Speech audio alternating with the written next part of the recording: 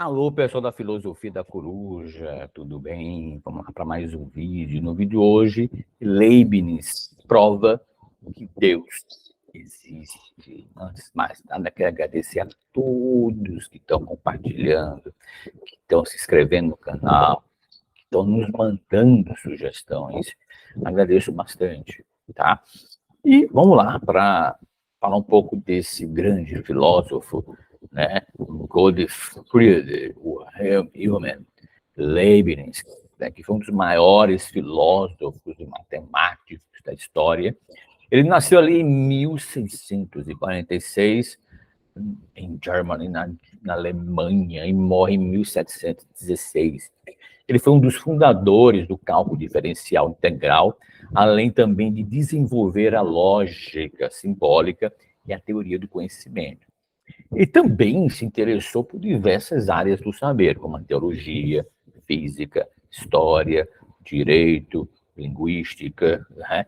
Foi uma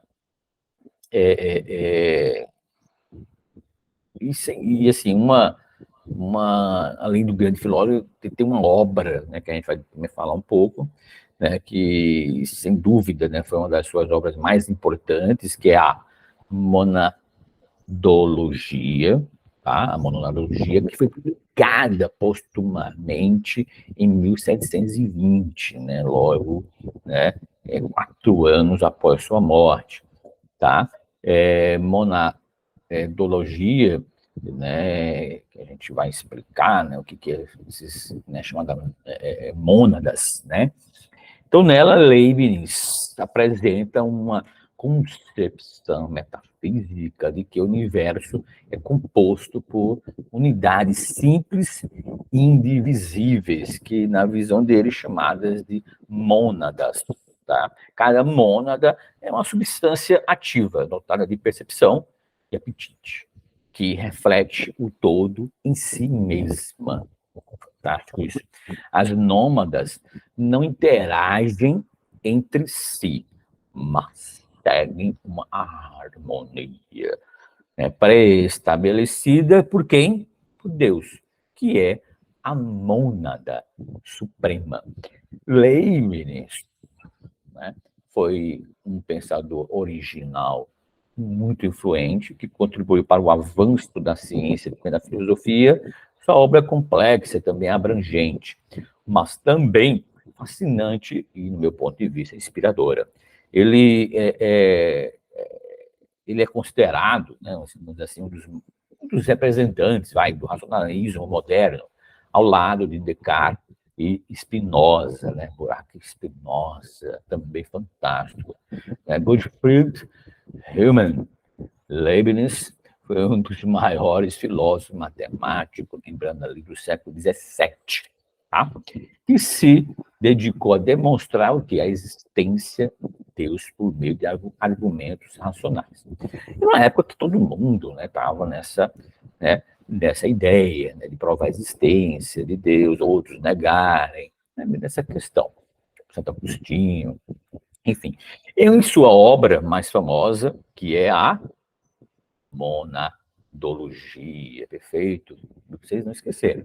Leibniz vai apresentar sua concepção do sua concepção de que o universo ele é composto por unidades simples e indivisíveis. Lembra? Que ele vai chamar de mônadas, que são reflexos da perfeição divina. Perfeito. Então, segundo ele, Deus é a mônada suprema que eu falei. Então, ele vai criar, diante disso, todas as outras mônadas de acordo com um plano harmonioso e que otimista. Perfeito, estou entendendo aí? Então, ele vai, né, nessa obra, Monadologia, que, lembrando, foi publicada em 1714, ele vai expor ali as teorias, tá? As unidades fundamentais da realidade. Aí ele divide o livro em 90 parágrafos que aborda temas como a natureza das nômadas, tá? A relação entre Deus e as criaturas, a origem do mal, a harmonia que é pré-estabelecida, a liberdade e a contingência, esse nome, entre outros. O autor busca demonstrar que sua metafísica é compatível com a ciência, a lógica e a teologia. Aí, nos parágrafos 1 até o 8 ali, que é a introdução à teoria das nômadas, tá? Que estão substâncias simples, indivisíveis, né, ativas e comunicáveis, que compõem todos os seres existentes. Já dos parágrafos 9 ao 21, ele faz uma explicação da percepção e da apercepção das mônadas, tá? Que vão variar ali para ele, né, de acordo com o grau de clareza e distinção. As mônadas inferiores têm percepções confusas e inconscientes. Ao contrário. As mônadas superiores têm percepções distintas e conscientes. E as mônadas racionais têm ainda capacidade de reflexão e de autoconhecimento. Fantástico. E os parágrafos 22 ao 40, desenvolvimento da ideia de harmonia pré-já estabelecida entre as mônadas, que se sincronizam sem interagir entre si por meio de uma coordenação divina. Leibniz defende que Deus criou o mundo mais perfeito possível, escolhendo as mônadas de forma que formam, né, uma ordem harmoniosa e finalista. Perfeito isso. Dos parágrafos 41 a 60, a discussão vai ali sobre a origem do mal no mundo, que é atribuída à limitação das criaturas e à necessidade de uma variedade infinita na criação.